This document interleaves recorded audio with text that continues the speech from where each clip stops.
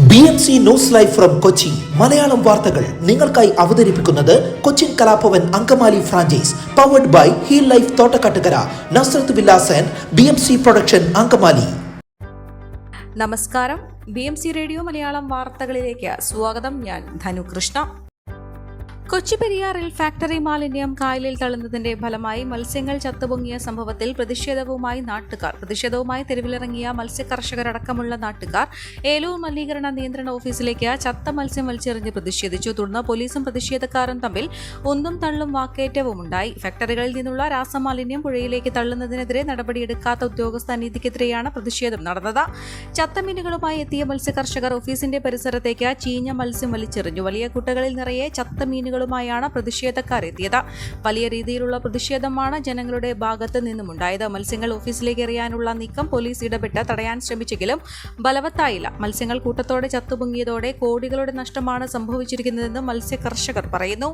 പെരിയാറിൽ മത്സ്യങ്ങൾ ചത്തുപൊങ്ങിയ സംഭവത്തിൽ നാശനഷ്ടങ്ങളുടെ പ്രാഥമിക കണക്കുകൾ ഫിഷറീസ് വകുപ്പ് പുറത്തുവിട്ടിരുന്നു. 150-ലേറെ മത്സ്യക്കൂടുകൾ പൂർണ്ണമായി നശിച്ചു പോയിട്ടുണ്ടെന്നാണ് കണക്കുകൾ വ്യക്തമാക്കുന്നത്. വരാപ്പുഴ, ചേരാനെല്ലൂർ, കടമക്കുടി പഞ്ചായത്തുകളിലാണ് ഏറ്റവും കൂടുതൽ നഷ്ടം സംഭവിച്ചിരിക്കുന്നത്. ഇതിൽ വരാപ്പുഴ മേഖലയിലാണ് ഏറ്റവും കൂടുതൽ മത്സ്യങ്ങൾ ചത്തുപൊങ്ങിയത്. കൊച്ചി കോർപ്പറേഷൻ മേഖലയിലേക്കും വിഷം നിറഞ്ഞ രാസമാലിന്യം ഒഴുക്കിയിട്ടുണ്ടെന്ന് ഫിഷറീസ് വകുപ്പിന്റെ റിപ്പോർട്ടിൽ പറയുന്നു. കൊച്ചി മുസ്രീസ് ബിനാലെ അവസാനിക്കുന്നു. കൊച്ചി ബിനാലയുടെ സ്ഥിരം വേദിയായ ഫോർട്ട് കൊച്ചി ആസ്പിൻവാൾ തീരരക്ഷാസേനയ്ക്ക് കൈമാറിയതോടെയാണ് ബിനാലയ്ക്ക് വേദി നഷ്ടമായത്. വെനീസ് ബിനാലെ മാതൃകയിൽ 2012 ഡിസംബർ 12-നാണ് കൊച്ചി ബിനാലെ തുടങ്ങിയത്. ഇടത് സഹയാത്രികരായ MA ബേബി, ബോസ് കൃഷ്ണാമചാരി, റിയാസ് കോമു എന്നിവരടങ്ങുന്ന സംഘമായിരുന്നു നടത്തിപ്പുകാർ. പിന്നീട് സ്പോൺസർഷിപ്പിലൂടെ വിദേശ വ്യവസായികളുടെ കൈകളിലേക്കെത്തി. കൊച്ചി മുസ്രീസ് ബിനാലയ്ക്ക് സംസ്ഥാന സർക്കാർ നൽകിയത് 20.5 കോടി രൂപയാണെന്നാണ് കണ്ടെത്തൽ. 2012-ലെ ആദ്യ ബിനാലയ്ക്കായി 9 കോടി രൂപയും രണ്ടാം പതിപ്പിനായി 4 കോടിയും നൽകിയിരുന്നു. എന്നാൽ ഈ തുകയുടെ വിനിയോഗത്തിന്റെ കണക്കുകൾ പരിശോധിക്കാൻ തയ്യാറാകാതെ മൂന്നാം പതിപ്പിനായി 7.5 കോടി രൂപയും അനുവദിച്ചു. നിരോധിത സംഘടനകളുടെ പതാകകളുടെ പ്രദർശനം, ആസാദി കാശ്മീർ അവതരണം, സംഘാടകനായ റിയാസ് കോമു സ്ത്രീപീഡന കേസിലകപ്പെട്ടത്, സാമ്പത്തിക ക്രമക്കേട് തുടങ്ങിയ നിരവധി കേസുകൾ ബിനാലെ അനിശ്ചിതത്വത്തിലാക്കാൻ കാരണമായി. ഇന്നലെ സന്ധ്യയ്ക്ക് പെയ്ത മഴയിൽ കൊച്ചി മെട്രോയുടെ കാന നിറഞ്ഞതോടെ ദുരിതത്തിലായി സമീപത്തെ വീട്ടുകാർ. മെട്രോയ്ക്ക് സമീപം താമസിക്കുന്ന അലുവ മുക്കത്ത് സാജിദ ഷെരീഫിന്റെ വീട്ടിലേക്കാണ് മഴവെള്ളം കയറിയത്. വീട്ടിലെ സോഫയും അടുക്കളയിലെ ഉപകരണങ്ങളും വെള്ളത്തിലായി. രാത്രി ഉറങ്ങാൻ ബന്ധുവീടിനെ അഭയം പ്രാപിക്കേണ്ട ഗതികേടിലായിരിക്കുകയാണ് ഇവർ. മെട്രോ അധികൃതരോട് കാന നിറഞ്ഞ കാര്യം പലവട്ടം ശ്രദ്ധയിൽപ്പെടുത്തിയിട്ടും നടപടി ഉണ്ടായില്ലെന്നും ഇവർ പറയുന്നു. അതേസമയം മെട്രോയുടെ കാന അവസാനിക്കുന്ന പെരിയാറിൽ കൈവഴി മേഖല മണ്ണിട്ട് നികത്തിയതായും ആക്ഷേപമുണ്ട്. ഇതോടെ മഴവെള്ളം ഒഴുകിപ്പോകാതെ കെട്ടിക്കിടക്കുകയാണ് ാണ് പരാതി.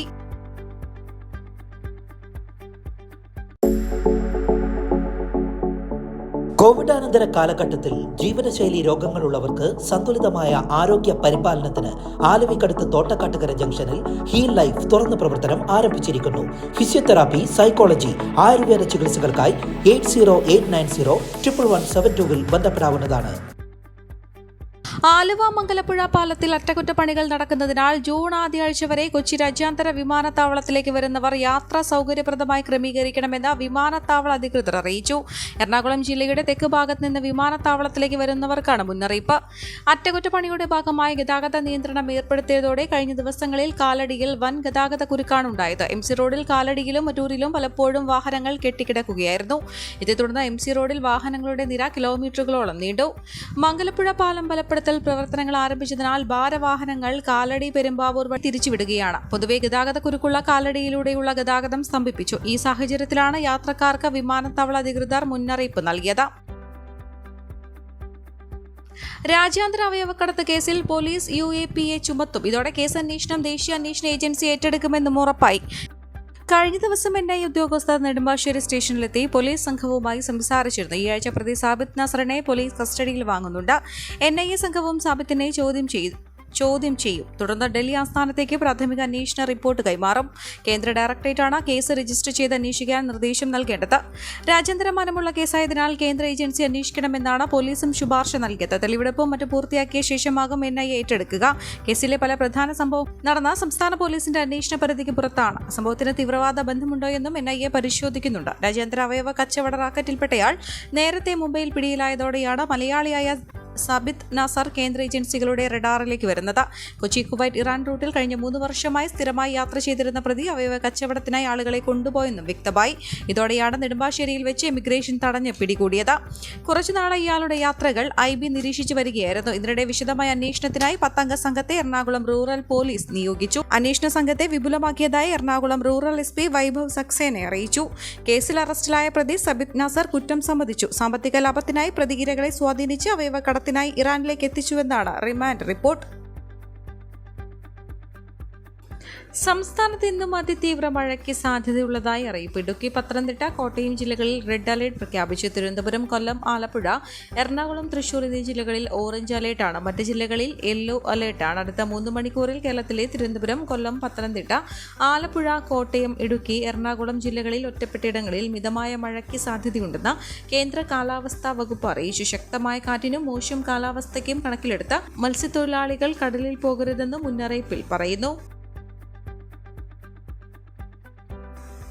ഈ വാർത്തയോടുകൂടെ BMC റേഡിയോ മലയാളം വാർത്തകൾ സമാപിക്കുന്നു. നന്ദി, നമസ്കാരം.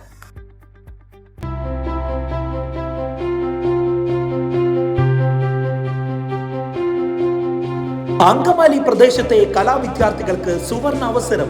ലോക പ്രശസ്ത കലാവിദ്യാലയമായ കൊച്ചിൻ കലാഭവന്റെ അങ്കമാലി ഫ്രാഞ്ചൈസി കരയാമ്പറമ്പിനടുത്ത് എളവൂർ കവലയിലുള്ള സ്പ്രിംഗ്ഫീൽഡ് കെട്ടിടത്തിൽ പ്രവർത്തനം ആരംഭിച്ചിരിക്കുന്നു. Classical dance, cinematic dance, Carnatic music, Zumba dance എന്നീ വിഷയങ്ങളിൽ പ്രഗത്ഭരായ അധ്യാപകർ ക്ലാസുകൾ നയിക്കുന്നു. കൂടുതൽ വിവരങ്ങൾക്ക് ബന്ധപ്പെടുക 9995208614.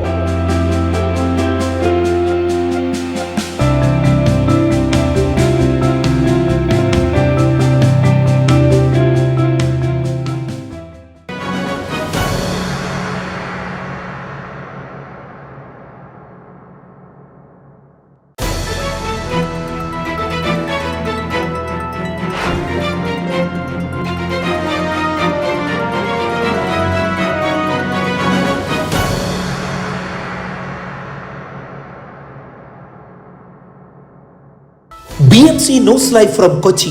മലയാളം വാർത്തകൾ നിങ്ങൾക്കായി അവതരിപ്പിക്കുന്നത് Cochin Kalabhavan Angamaly franchise, powered by heal life Thottakkattukara, Nazrath villas and BMC production Angamaly.